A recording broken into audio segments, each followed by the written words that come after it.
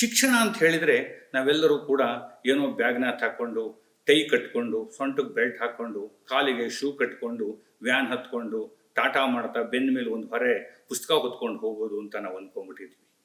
ರಾಜ್ಕುಮಾರ್ ಅವರ ವಿಚಾರದಲ್ಲಿ ತೆಗೆದುಕೊಂಡ್ರೆ ಶಿಕ್ಷಣ ಅಂತ ಹೇಳಿದರೆ ಶರೀರವನ್ನು ಶ್ರಮದ ಕಡೆಗೆ, ಮನಸ್ಸನ್ನು ಶ್ರದ್ಧೆಯ ಕಡೆಗೆ, ಬುದ್ಧಿಯನ್ನು ಜ್ಞಾನದ ಕಡೆಗೆ ತೆಗೆದುಕೊಂಡು ಹೋಗಬೇಕು ಅಂತ.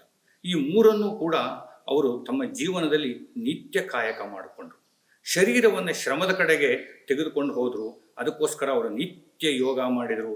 ಆ ಯೋಗವೇ ಕೂಡ ಅವರ ಒಂದು ಆಧ್ಯಾತ್ಮಿಕ ಶಕ್ತಿ ಅವರೊಳಗಡೆ ಹುಟ್ಟುಕೊಂಡು, ಆ ಶಕ್ತಿಯೇ ಕೂಡ ಭಕ್ತಿಯಾಗಿ ಕನ್ನಡ ಚಿತ್ರರಂಗದಲ್ಲಿ ಯುಕ್ತಿಯಾಗಿ ಕಾಣಿಸ್ಕೊಳ್ತಾ ಹೋಯಿತು.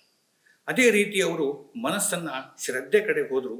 ಅವರು ಯಾವ ರೀತಿ ಶ್ರದ್ಧೆಯಿಂದ ಅವರು ಒಂದು ಸಿನಿಮಾ ರಂಗಕ್ಕೆ ಪ್ರವೇಶ ಪಡಿತಾ ಇದ್ರು, ಒಂದು ನಟನೆಗೆ ಅವರು ಹೋಗ್ತಾ ಇದ್ರು ಅಂತ ಹೇಳಿದರೆ, ಅವತ್ತಿನ ದಿವಸ ಬೆಳಗಿನ ಜಾವ ಬೇಗೆದ್ದು ಮಾನಸಿಕ ಸಿದ್ಧತೆಯನ್ನು ಮಾಡಿಕೊಳ್ತಾ ಇದ್ರು.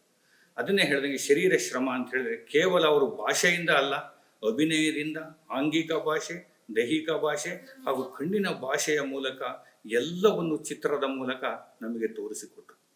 ಬಣ್ಣದ ಬದುಕಿನ ಮುಖಾಂತರ ಬಣ್ಣಗಳು ಮಾಸದ ಹಾಗೆ ನಮ್ಮೆಲ್ಲರನ್ನು ಕರೆದುಕೊಂಡು ಹೋದಂಥವ್ರು.